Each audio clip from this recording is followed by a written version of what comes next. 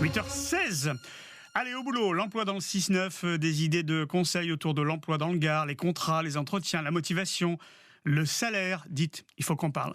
Les castings, les ressources humaines également, c'est ce matin avec le cabinet Levavi à Nîmes. Bonjour Émilie Redondo. Bonjour Émilie. Bonjour Serge. La bonne idée, c'est qu'on va parler de la visio en visuel, notamment pour les entretiens professionnels. On parlera tout à l'heure des endroits parfois éloignés les uns des autres, entre les candidats et ceux qui recrutent, Gare et Lozère par exemple, pour parler de chez nous. Est-ce que vous avez, Émilie, déjà dans un premier temps des astuces pour réussir au mieux sa visio quand on est candidat ? Oui, exactement. Alors, c'est vrai que quand on est candidat en visio, il faut veiller à avoir tout prévu un peu en amont. C'est-à-dire qu'on doit vérifier qu'on a un bon débit Internet, un bon éclairage, une bonne lumière. Et puis, comme vous êtes chez vous, pensez à enlever les cadres photos du mariage de votre tante derrière, les objets un petit peu trop personnels. Il faut que vous soyez dans un contexte qui est quand même pro. Vous allez avoir quelqu'un qui va rentrer un petit peu dans votre intimité domicile. Voilà, donc veillez à ce qu'il n'y ait pas trop de touches personnelles. Rangez la maison, évitez les décos avec un fond. Si vous le voulez, il y a pas mal de logiciels maintenant de visio qui permettent de mettre des fonds avec des décors. Donc vous pouvez faire croire que vous êtes au bureau à New York, sur la plage. Mais du coup, alors sur la plage, je sais pas si ça... Je suis pas sûre que ce soit hyper adapté. Ouais, en fait non. Sauf si vous êtes recruté par le Club Med. Exactement. Là, ça fonctionne. Donc le plus neutre possible, si on peut dire, cadre du boulot en fait. On met son cadre du boulot derrière. Avantage finalement et inconvénient de la visio. Alors l'avantage aujourd'hui, au-delà des pratiques qui sont surtout liées au Covid, au départ, on va pas se mentir, c'était pour éviter quand même le contact avec les gens, que la visio s'est autant développée sur notre pays ces dernières années.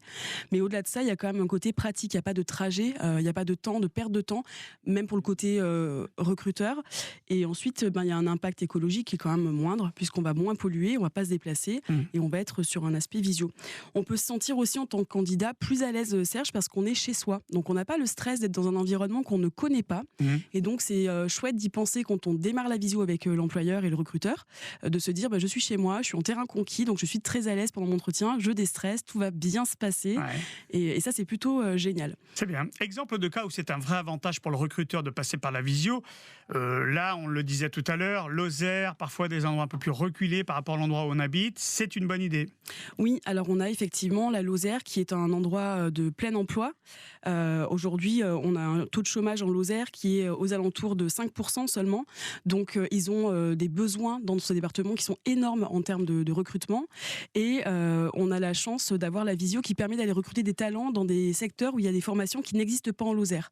Il y a des secteurs d'activité comme le photovoltaïque par exemple qui recrutent beaucoup, puisqu'on a quand même beaucoup de terrains propices à ça dans le département. Et on n'a pas toujours les formations d'ingé qu'il nous faudrait sur le secteur, et donc on peut aller chercher des gens avec du talent ailleurs et les faire venir dans ce magnifique département hyper attractif qu'est la Lozère. Vous nous avez réconcilié avec les visios, les conférences et les entretiens professionnels. C'était très bien. Vous ferez attention, vous avez mis un micro France Bleu pour le visio et une enceinte derrière. Mais c'est normal, c'est le contexte pro de la radio si jamais vous voulez postuler. Émilie Redondo, donc le cabinet Levavi à Nîmes, cabinet de recrutement. Merci, à bientôt. À bientôt. Bonne journée, Émilie. France Bleu, Gare Lozère.